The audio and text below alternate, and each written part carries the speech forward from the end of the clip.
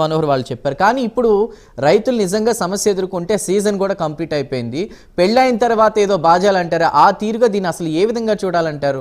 ఎంతవరకు కరెక్ట్? చంద్ర గారు, ఇందులో సమస్య ఏంటంటే నాకు అచ్చెన్నాయుడు గారు మాట్లాడుతూ కూడా చెప్పారు, గత 5 సంవత్సరాల ప్రొడక్షన్ కూడా సంవత్సరం ప్రొడక్షన్ కన్నా తక్కువ ఉందని.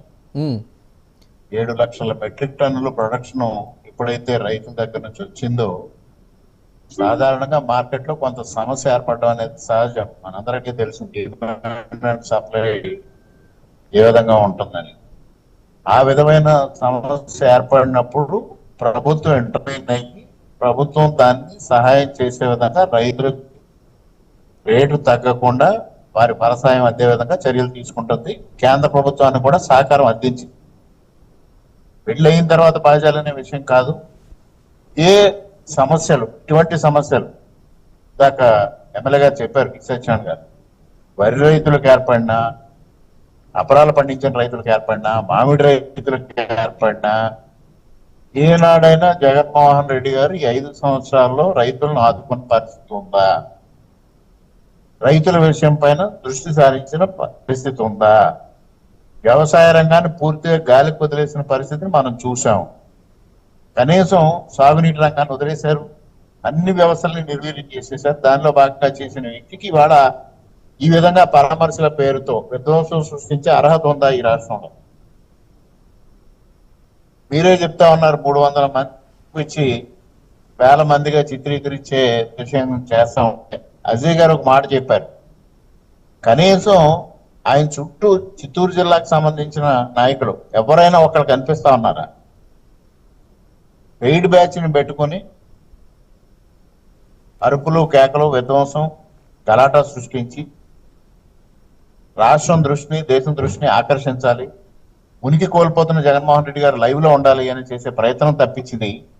ఇవాళ కూటమి ప్రభుత్వం అన్ని రంగాల్ని మరలా లైవ్ లోకి తీసుకురావాలి, సుస్థిరపరచాలి, వ్యవస్థల్ని మరలా సక్రమమైన మార్గంలో పెట్టాలని ప్రయత్నం చేయడమే కాకుండా ముఖ్యంగా వ్యవసాయ రంగానికి సంబంధించి వ్యవసాయ రంగం కానీ దాని ఎలైట్ డిపార్ట్మెంట్స్ కానీ అన్నిటినీ రైతాంగానికి అందుబాటులో తీసుకురావాలి, రైతుల క్షేమం కోరాలనే దిశగా ప్రయాణం చేస్తాం. ఎక్కడ సమస్య వస్తే ఆ సమస్యను అడ్రస్ చేయడం జరుగుతాం. వరి రైతులకు సమస్య వచ్చింది, వరి రైతుల సమస్యను పరిష్కారం చేశాం. గతంలో సిఎంఆర్ ధాన్యం 6 మాసాలు 8 మాసాలకు కానీ ధాన్యం డబ్బులు పడలేని పరిస్థితి చూసాం. ఇవాళ 24 గంటలు వేసాం. చివరిలో కొంత సమస్య వచ్చింది. ఇవాళ ఆర్బీఐ నుంచి కొంత సహకారం తీసుకుని మళ్ళా రేపు ధాన్యం డబ్బులు జమ చేసే పరిస్థితి వస్తా ఉంది. ఇటువంటి పరిస్థితులు వస్తాయి, ప్రభుత్వం ఇంటర్వ్యూన్ అవుతుంది. సక్రమమైన మార్గంలో రైతాంగానికి 98%, 96% కొనుగోలు చేసిన తర్వాత 1-2% సమస్య వచ్చినప్పుడు దాన్ని స్పష్టంగా దాపరికం లేకుండా ప్రభుత్వం చెప్తా ఉంది, ఈ విధమైన పరిస్థితి పడింది, ఈ పరిస్థితుల్లో మేము ఆదుకుంటా ఉన్నామని. దానికి జగన్మోహన్ రెడ్డి గారు ఇటువంటి విధ్వంసం సృష్టించాల్సిన పని లేదు. వారి సమస్యని అడ్రస్ చేయాల్సిన విధానం అసలు సాక్షాత్తు అసెంబ్లీలో అడ్రస్ చేయొచ్చు. అసెంబ్లీకి ఆయన వచ్చి అసెంబ్లీ వేదికగా రైతాంగం ఎదుర్కొంటున్న సమస్యలు కానీ ఇతర సమస్యలు కానీ వారు ప్రస్తావించే అవకాశం ఉంది. ఆ అవకాశాన్ని వినియోగించుకోకుండా అసెంబ్లీకి రాకుండా బయట ఇలాగ విధ్వంసం సృష్టించడం ఎంతవరకు సమంజసం నేను ప్రశ్నిస్తాను. రైట్, ఖచ్చితంగా క్వశ్చన్ అడుగుదాం. మరోవైపు కేవలం ఈ మామిడి రైతుల విషయంలోనే కాదు, పల్ప్ ఫ్యాక్టరీలకు కూడా అటు జిఎస్టీ తగ్గించేలా, వాళ్ళకి కూడా రుణాలు మంజూరయ్యేలా కూడా కేంద్రానికి ఒక లేఖ రాసినట్టు తెలుస్తుంది. దానిపై మీరేమంటారు చంద్రబాబు గారు? అన్ని విధాలుగా చంద్రబాబు నాయుడు గారు ఏ విషయం వచ్చినా దాని సమస్య ఏ విధంగా పరిష్కారం చేయాలి అనేది వారి దృష్టి సారిస్తూ ఉంటారు. వారికి ఒక స్పష్టమైన అవగాహన, విజన్ ఉంది. రైతుల పట్లే కాదు, నీటిపారుదల వ్యవస్థ పట్లే కాదు, రోడ్ల వ్యవస్థ పట్ల కాదు, ఆధునిక సాంకేతిక పరిజ్ఞానం పట్ల కాదు, ఈ ఆంధ్రప్రదేశ్ రాష్ట్రాన్ని ఏ విధంగా అన్ని విధాలుగా అభివృద్ధి చేయాలి, ముఖ్యంగా జీడిపిలో ప్రధాన పాత్ర పోషిస్తున్న వ్యవసాయ రంగాన్ని ఏ విధంగా ప్రోత్సహించాలని వారికి స్పష్టమైన అవగాహన ఉంది. ఈ సమస్య ఉత్పన్నం కాగానే సంబంధిత అధికారులతో మాట్లాడటం, కేంద్ర ప్రభుత్వం మాట్లాడటం, అచ్చెన్నాయుడు గారు నేరుగా కేంద్రానికి వెళ్లి వ్యవసాయ శాఖ మంత్రి గారిని కూడా కలిసి వారిని రిప్రజెంట్ చేయడం, రామ్మోహన్ గారితో కలిసి మనం చూసాం. ఇటువంటి పరిస్థితులన్నింటినీ అవగాహన చేసుకోకుండా జగన్మోహన్ రెడ్డి గారు ఈ విధమైన విధ్వంసం సృష్టించడం ఎంతవరకు సమంజసం? ప్రతి విషయాన్ని ప్రాపర్ గా అడ్రస్ చేస్తా ఉంది. ఇవాళ కూటమి ప్రభుత్వం సంవత్సర కాలంలో గత 5 సంవత్సరాల్లో జగన్మోహన్ రెడ్డి సృష్టించిన విధ్వంసాన్ని నుంచి తప్పులను సరిచేయడం కోసం సమయం వెచ్చిస్తూనే మరోపక్క అన్ని రంగాల్ని గాడిని పెట్టాలనే ప్రయత్నం చేయడం, అదేవిధంగా అభివృద్ధిని సంక్షేమాన్ని ముందుకు తీసుకెళ్తూ సుపరిపాలన అందించడం, ముఖ్యంగా రైతుల పట్ల ఇవాళ కన్నీళ్లు కారుతున్న వ్యక్తులు ఏ విధమైన రీసర్వే పేరుతో, జగనన్న రీసర్వే పేరుతో ఎంత విధ్వంసం సృష్టించారంటే రైతాంగంలో ఎంత భయాందోళన సృష్టించారు, మానసికంగా ఎంత వేదనకు గురి చేశారని దానిపైన వైఎస్ఆర్సీపీ నాయకులు సమాధానం చెప్పాలి, జగన్మోహన్ రెడ్డి గారు సమాధానం చెప్పాలి.